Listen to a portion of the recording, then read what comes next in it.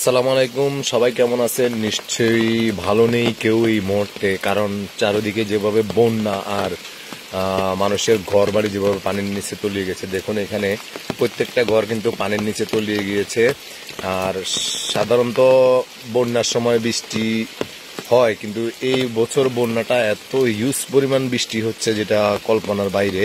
একদিক দিয়া বৃষ্টি হচ্ছে, আরেক দিক দিয়া আপনার কি বলবো, মানে অনেক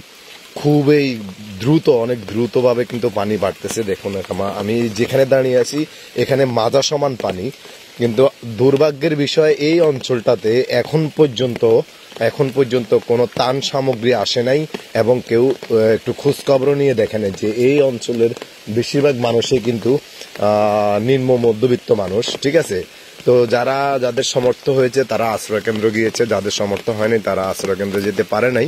এই পানিবন্দী অবস্থায় অনেকেই আছে, কিন্তু আমি তাদের মুখ দেখাইতে পারতেছি না এই মুহূর্তে।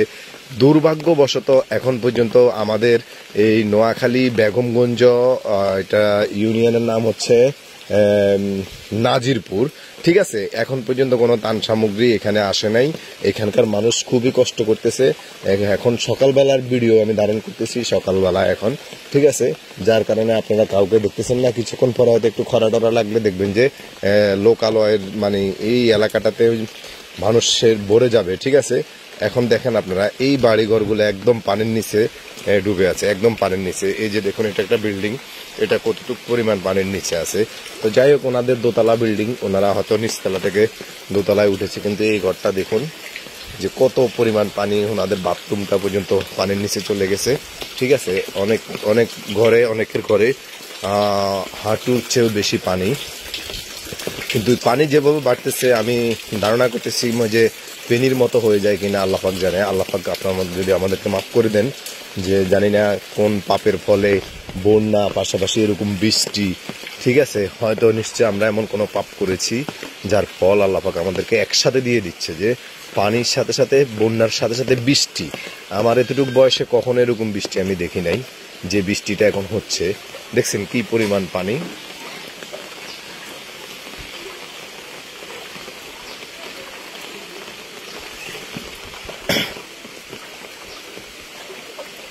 বাইরে গেছে না, যে এটা গতকালকে এই পর্যন্ত ছিল পানি।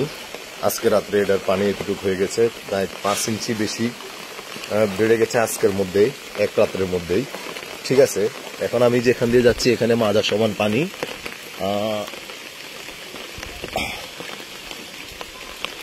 তো যারা বন্যার্থদেরকে ত্রাণ দিচ্ছেন, সহযোগিতা করতেছেন, আপনারা যদি আমার এই ভিডিওটা দেখে থাকেন, অবশ্যই আপনারা এই এলাকাতে আসবেন।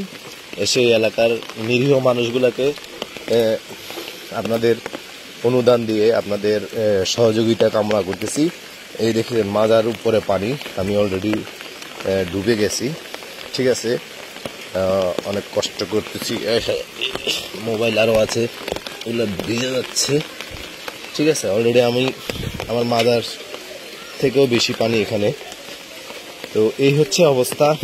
উঁচা বিল্ডিং যাদের, উঁচা ভিটা যাদের, তারা এখন পর্যন্ত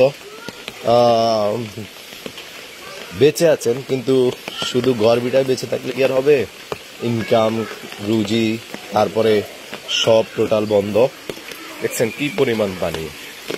তো ওনারা পানি বন্ধ করার জন্য একটা প্রোটেকশন ইউজ করতেছে, পরবর্তীতে যাতে পানি ভিতরে না ঢুকে সেই জন্য একটা দেওয়াল তৈরি করে দিয়েছে সামনে দিয়ে। এই হচ্ছে অবস্থা। তো এই আমি যে এলাকাতে এতক্ষণ ভিডিওটা করলাম, এটা হচ্ছে নোয়াখালী বেগমগঞ্জ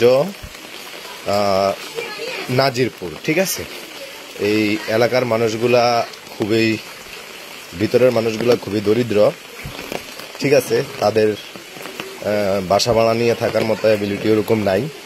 তো যারা ত্রাণ সহায়তা করতেছেন, সবাইকে ত্রাণ দিতেছেন, আমি তাদের দৃষ্টি আকর্ষণ করতেছি, আপনারা এখানে এসে ত্রাণ, এই যে নিম্নবদ্ধ, এই যে দেখছেন কত পানি, মানুষগুলোকে সহযোগিতা করবেন। আসসালামু আলাইকুম।